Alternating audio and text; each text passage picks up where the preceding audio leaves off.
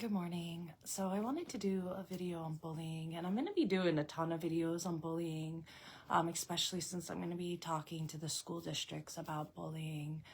So it's just something I've been tossing around in my mind a lot, trying to get some different ideas and just sit with it with Jesus. So this morning, I have been scrolling through Facebook, and a dear friend of mine had posted something. And I know they say don't talk about politics, religion, and something else. I don't remember what the third one was. So if I do the third one, it's innocent because I don't remember it. So anywho, um, sorry that I kind of lost that thought a bit, but I was going through the Facebook, and I saw my friend posted something, and he got some real negative responses, and very inappropriate. And he even put in his post that he's not saying anything to argue or fight, and he's just like trying to get some information out there, his political stuff, and just very as well as you could present something to the public, right? And so I was thinking about why he's getting all this like very hate-filled, passionate responses, right? Him, talking about politics and stuff, it's not doing anything negative to the world. Him voicing his opinions, it's not hurting anyone. Maybe some people's feelings, but and now with this processing sensory issues and the autism I feel at times, I know how hard it could be to control your emotions. I was someone for 37 years that I had such a tight lid that I was a vault. You couldn't crack open those emotions, and I had great self-control over my emotions and what I felt and what I repressed. And now, whoop, that is gone. And a lot of times I feel like one flew over the cuckoo's nest because I'm like crying about stuff and whining and, having temper tantrums in my head, and just, I understand now what the people that go through autism and those different things really have to deal with, because when you can't control your emotions, it's not learn better control. It's you can't control them any more than you could control a muscle spasm or a seizure or anything. If you could control them, you wouldn't have out of control feelings, right? And just like all the nerves that my brain is firing off, it's emotional too. So that's the same thing with autism and stuff. It might be a different pattern that creates the disturbances in their minds, but it's the same result of lacking that emotional control. And I think a lot of people that aren't autistic still have that inability to regulate their emotions and control them. And the other thing is, I hear that some people that drive trucks, drive like they own the roads, and they say like a man gets behind a truck and he feels all like, "Bah," and will drive up your rear and honk and stuff and, have road rage. So I think there's something about the internet that brings out not just the best, but also the worst in people. So social media is a huge blessing and it's a huge curse. It just depends how you use it and how you let it affect you. Bullying is the biggest ever on social media. And there's something just like being in the truck that I think comes over a person when they have that privacy protection of being on the internet, that they say things and behave in ways they never ever would. You know what I mean? If you screenshot the things these people did online and showed their family, their spouses, their friends, their work colleagues, they would be like, what? This person would never speak like that. This person's the most respectful, loving, kind, wonderful guy at work. No way. It must have been hacked. But no, a lot of good people do bad things, and jail's full of good people that have done bad things. And everyone that's out doing this trolling and bullying on social media, you're no better than the people in jail just because you didn't get caught, but you could have, and there's people taking their lives every day. And, cops are going through things and seeing if you're one of these people doing bullying and someone takes their life, you are going to jail. Like, that's it. And there's paper trails for everything now. And people need to be more aware of how their words affect people, how bullying affects people. Like, your brain could literally have a software issue and short out that you no longer control your entire peripheral nervous system just over words and bullying. Words hurt. There's life and death in the tongue. There's a bazillion things, every platform of the universe explaining how impactful words are, good and bad. If words weren't that impactful, you couldn't get motivated from speakers. There wouldn't be motivational speakers in the world or these people doing these empowerment journeys because words wouldn't be that powerful. They wouldn't move people and shake things and change the atmosphere if words weren't powerful. Just the way they boost you up and the way that, coaches speak to their team before games. If words could boost you up and fill you, and, when you're in love and your partner says loving things to you, you're filled with emotion. It's the same when people say mean things. You're flooded with emotion, good or bad, and that releases a chemical in your brain. And over the period of time of that chemical being released in your brain over and over and over again, you will have a software shortage. Your brain, from that chemical, it just shorts out, so you could actually do a ton of harm in so many ways, mental health, physical health. You think you're not physically hurting people, but you are. And, if these people are taking their lives, then, you know what I mean? Your words are physically doing harm. So just, watch what you say, Little bullies turn into big bullies, and that's why I want to get into the school district and, stop stepping out of character, because your character and your integrity, that's who you are when nobody's looking. You know what I mean? Like, don't pat yourself on the back and put on your pants and belt and say, I'm a good guy, I'm a good woman, and you just bullied someone on social media, because that doesn't make you good. It's very, very mean. Very mean. You need to stop. It's so mean. Just don't do it. It's so easy to not be mean. I don't even understand the appeal, honestly. It makes me feel like I hate myself, even if I'm a little mean or offensive. So I don't know where the disconnect is of how people are capable of doing it. I'm going to ask Jesus when I get to heaven, because I don't understand it, and I never will. And I could study the rest of my life human nature, and I'll never come to a point that I'm like, I understand why it feels good to harm someone, I'll never get that. So, don't do things online that you wouldn't do in person to a person's face, that you wouldn't do in church, that you wouldn't do in work, that you wouldn't do in front of your kids. Don't do it, and you might think you got away with it, but Jesus sees, and and you're hurting your own soul. And every time you bully and hurt others, you're not just hurting them, you're hurting yourself, and you're slipping further and further. Like, sin is a slippery slope.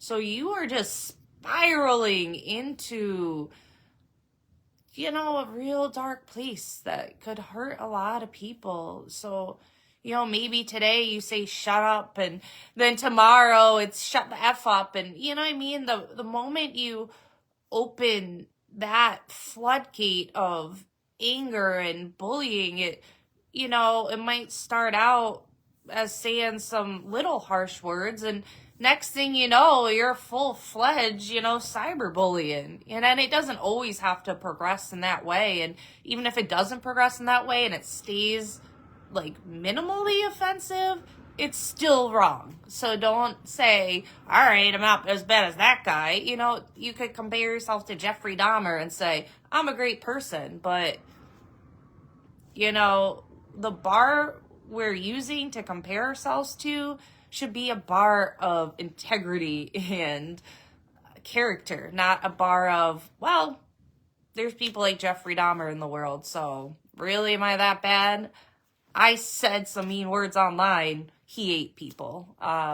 So don't compare yourselves to Jeffrey Dahmer. Compare yourselves to like a high bar of, you know, love and being a good person. And a good person isn't defined by what we do or what we don't do.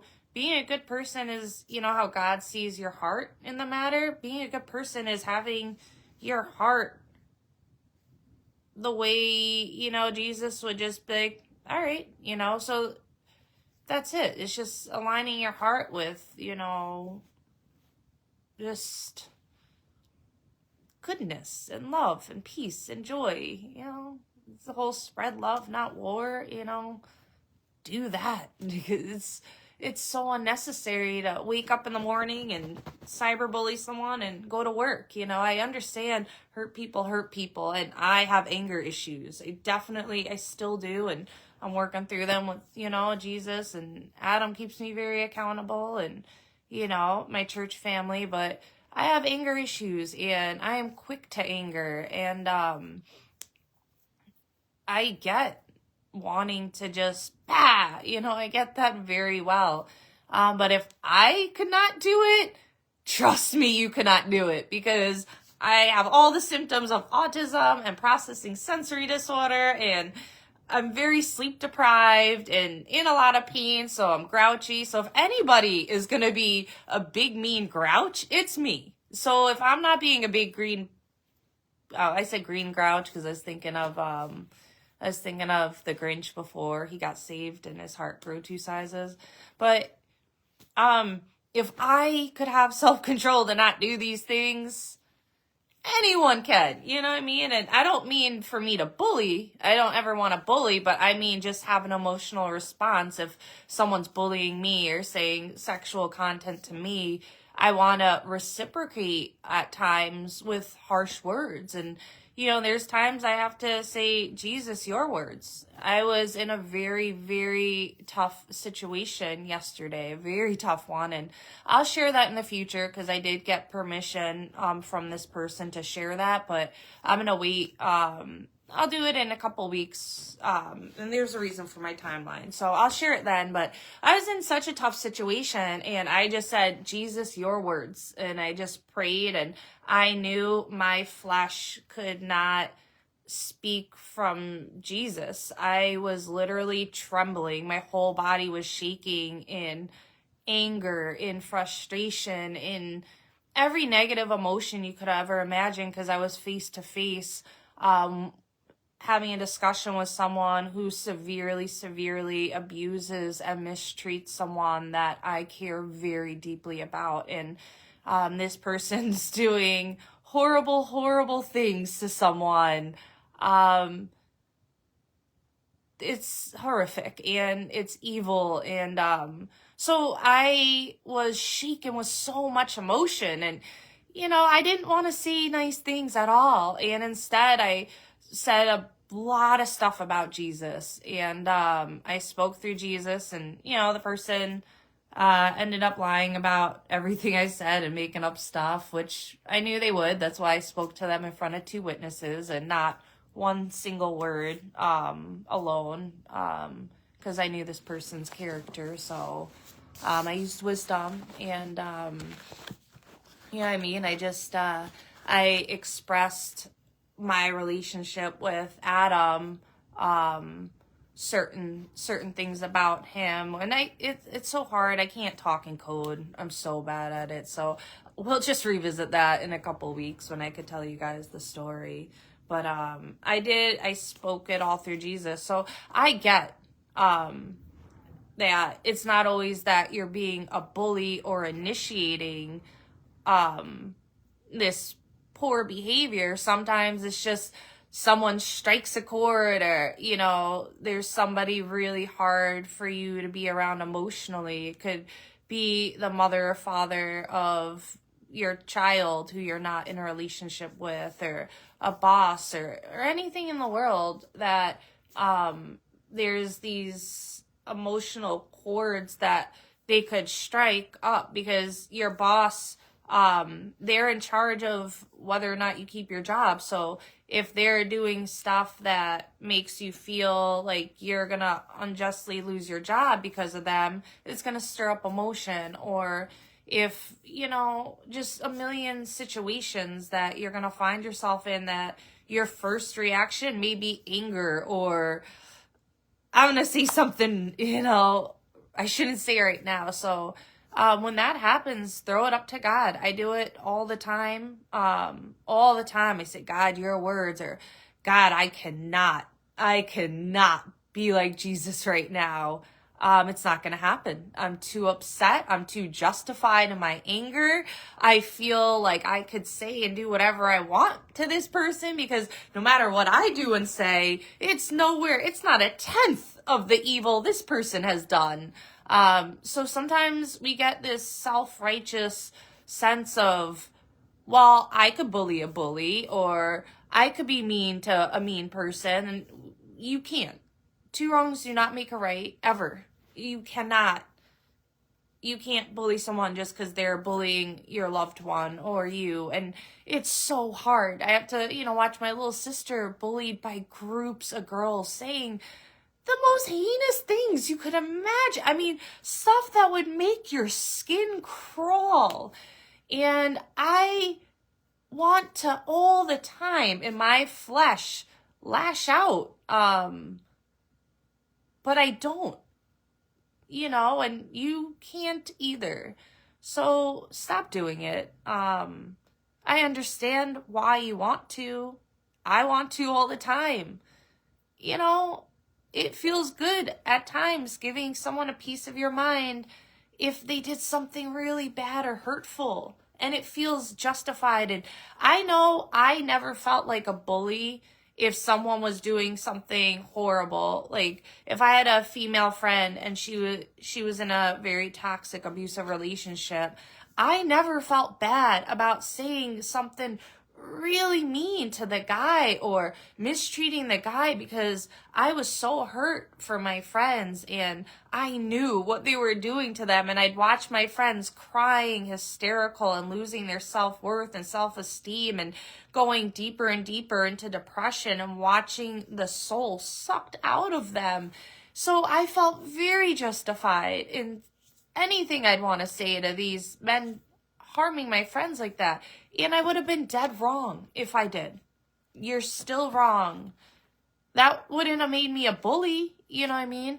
But it's still wrong. So even when you're saying mean things and it feels justified, and you don't consider yourself a bully like I don't, it's not justified.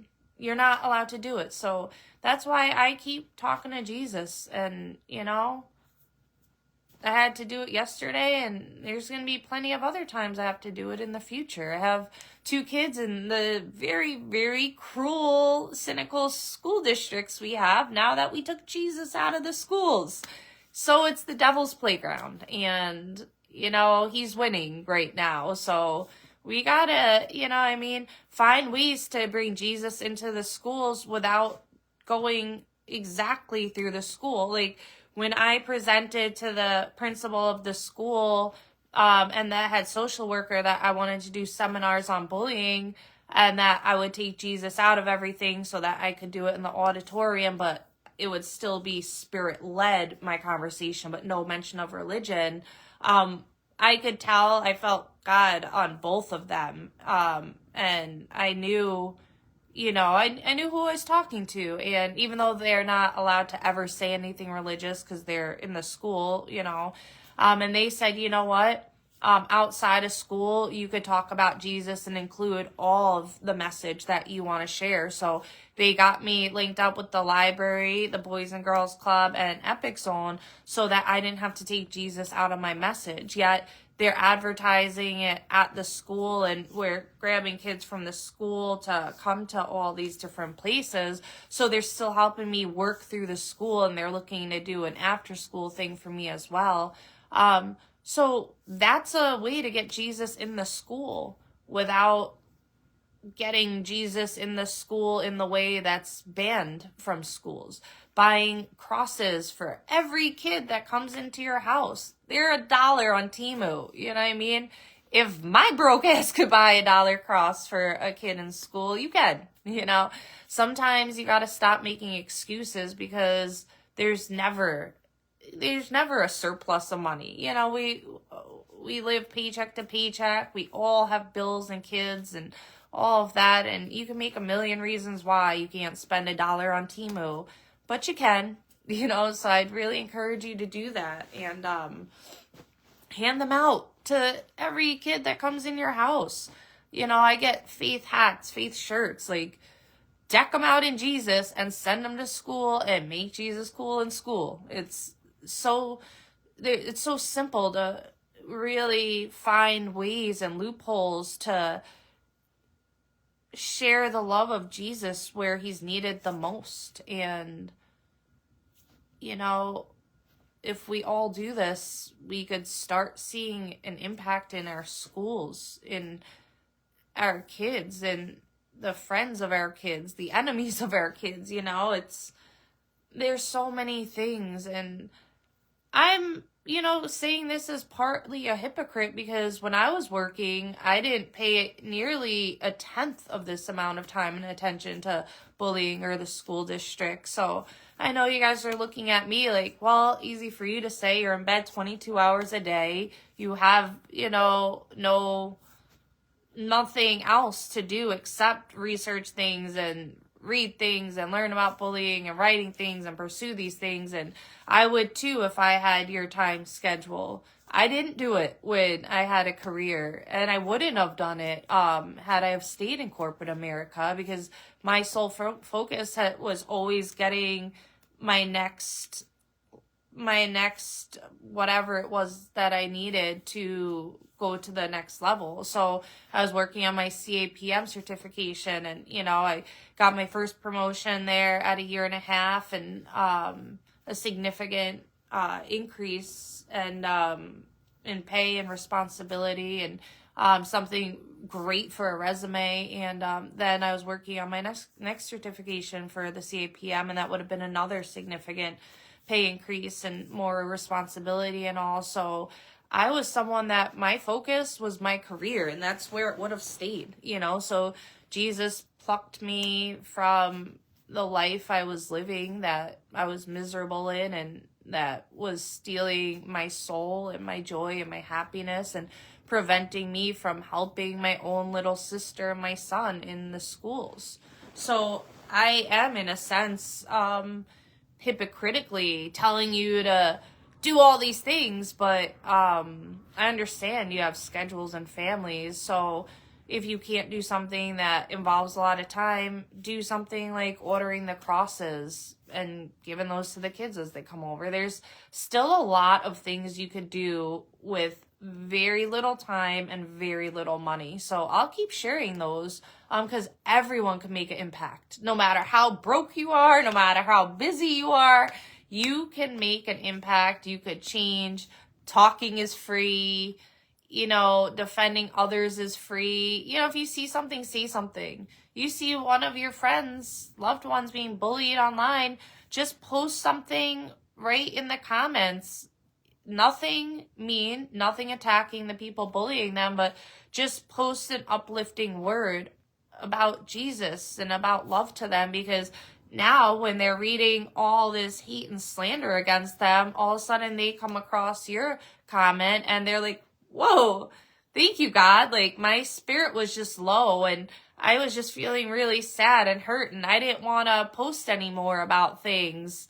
But then I came across this encouraging little message of just these couple sentences, and my zest is back, my inspiration is back, and now I'm smiling after I was just so heavy in my heart and frowning. You know, when you uplift others, you don't know the impact it has on them. And, you know, with this specific person, you know, I don't know what his heart feels like when he has to read all these negative things. But I do know that his heart is going to feel warmed up and smile when he reads my comment under his hate-filled ones, you know. And I just spoke life. I said nothing negative, nothing about anyone else, just spoke life over him. And when you are doing this too, you're partnering with Jesus to help him continue to use the people in your life as vessels.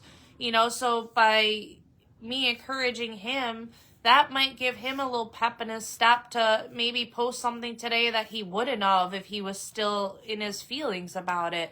And who knows what that next thing will inspire or trigger in a person, you know? So you're also doing the Lord's work just by defending your loved ones in a very upbeat way, to enable them and empower them to keep doing what Jesus is putting on their hearts to share. So keep doing that. And I'm going to go. I want to do some karaoke. I